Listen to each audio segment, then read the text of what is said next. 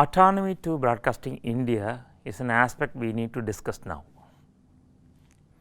Actually, from the idea of having a equivalent or similar model of BBC, we have travelled a lot towards the broadcasting of India. While if you look at article 19(1)(a) in the Indian Constitution, that has given us a vibrant free press, whereas the Telegraphic Act is being used to give control over broadcast media to the government. So, the same set of constitutional provisions are not helpful to have a free broadcast India, because 19(1)(a) give enough freedom to the press and the press media, whereas the Telegraph Act that gives a chance to control for the Government of India to control the entire broadcasting sector. The ruling class, if you look at the ruling class, that has always tried to win over the minds of the people. The people and abused media, for that they have been abusing the media for propaganda and for oppressing the hostile information. So, this is the case with the entire globe. If you look at the entire globe, you will come to know that the media is always being controlled for the want of propaganda and to control the hostile information. And to come out from this, the Government of India in 1964 thought about constituting a committee to look into the media units of the Government of India. One such committee is called Chanda Committee 1964. This was the first formal review of working of official media in India, came about with the appointment of a committee under the chairmanship of Ashok K. Chanda, who was the former Auditor General of Government of India. So, the mandate of the Chanda Committee that was appointed in 1964 was to examine and evaluate the operations, policies, programs and products of the various media units of the Ministry of Government of India. So, with this mandate, Chanda Committee was appointed to evaluate and to examine the program policies of not only All India Radio, but also all the broadcast and other media units of the Government of India. After evaluating the entire process of the communication industry in India, the Chanda Committee indicated the government that the people's trust of the government media and news was declining, as it was seen as the mouthpiece of the authorities and nothing more than an avenue for the personal glorification of people in power.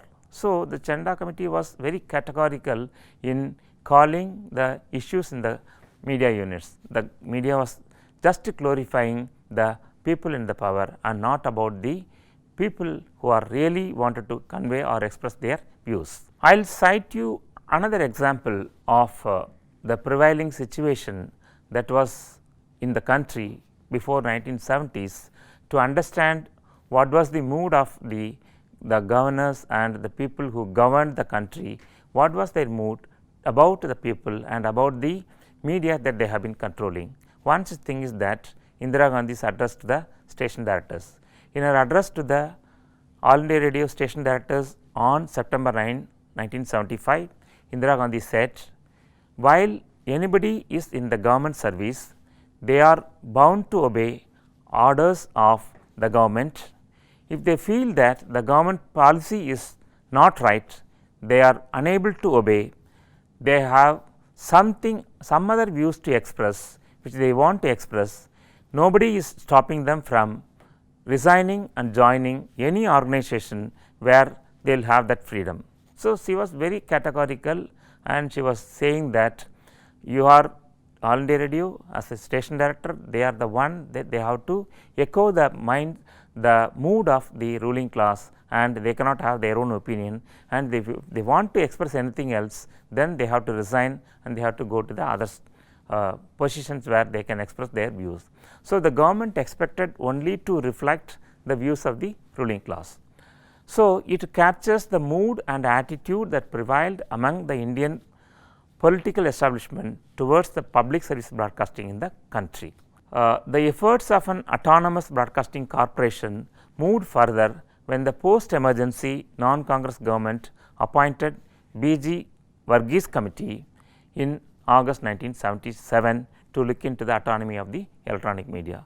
So, after 1975, after the emergency, when Indira Gandhi was sent out, then a new non-Congress government came into power, and they wanted to have set right the things into order. They want to have completely independent public service broadcasting. So, they appointed the editor of one popular newspaper called B.G. Varghese. He was asked to chair the committee, and he started the inquiring about the functioning of government media in India.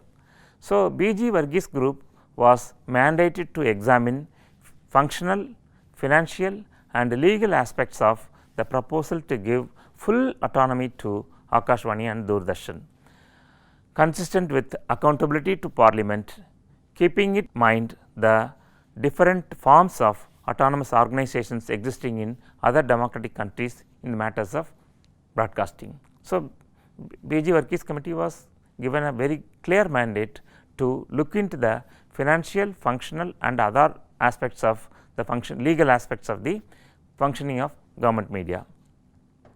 After examining everything, B.G. Varghese committee recommended the formation of Akash Bharathi. So, Akash Bharathi as a trust was to be formed to run into the affairs of Akashvani as well as Doordarshan. That was the primary idea of B.G. Varghese. So, Akash Bharathi trust was recommended for the National Broadcast Trust for All India Radio and Doordarshan. The committee in a report highlighted the need for an unbiased and independent corporation as the executive abetted by a captive parliament, shamelessly misused by the broadcasting during the emergency. So, the committee was very firm in documenting that the media was completely abused during the emergency period, and they wanted to stop everything to have a completely independent broadcasting in the country. And things were moved further, and the new government came, and L.K. Advani was the Minister for Information Broadcasting, and he wanted to set up a committee, and the committee to look into the full autonomy to Akashvani and Doordarshan, and the report was submitted on February 24, 1978. Based on this recommendation, the Prasar Bharathi bill was introduced. The bill was introduced in Lok Sabha in 1979. So, it took about some time to look into the report, and the report was submitted, and this was discussed in the parliament. So, for the next 10 years, nothing substantial was done towards the attainment of the political control over the media continued. So, after 1979, then Indira Gandhi came into power again, and she took over the reign again, and the same thing continued again and again.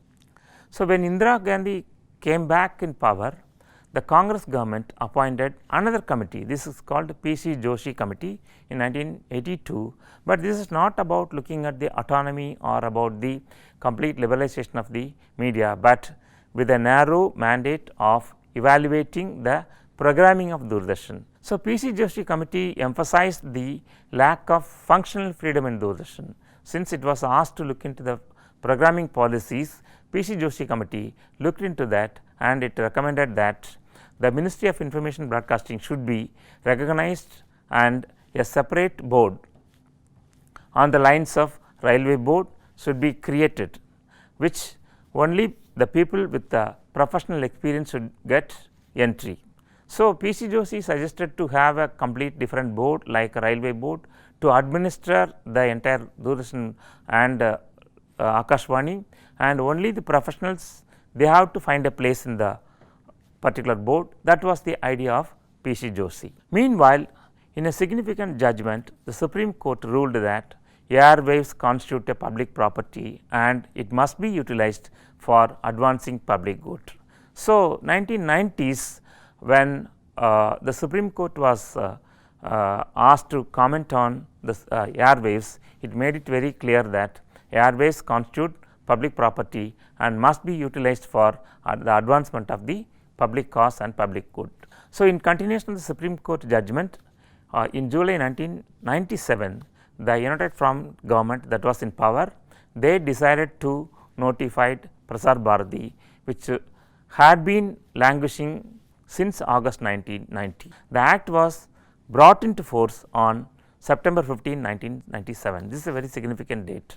September 15, 1997, the bill was brought into force, which means that was activated in the form of Prasar Bharathi Broadcasting Corporation of India. So, obviously, the Broadcasting Corporation was established on November 23, 1997. The Prasar Bharathi Act came into existence after decades of post-independence struggle to free broadcasting from the stranglehold of the government. So, we have been trying to understand the various committees and various governments that has formed and changed after 1964, when the first Chanda committee was appointed, till the P.C. Joshi committee was appointed by Indira Gandhi. Then the Supreme Court came into the intervention. They passed a judgment. They made it very clear that airwaves are public property and that should be used for the advancement of the public good. So, this has created the mood and the ground for introducing the Prasar Bharathi Act in the Indian subcontinent.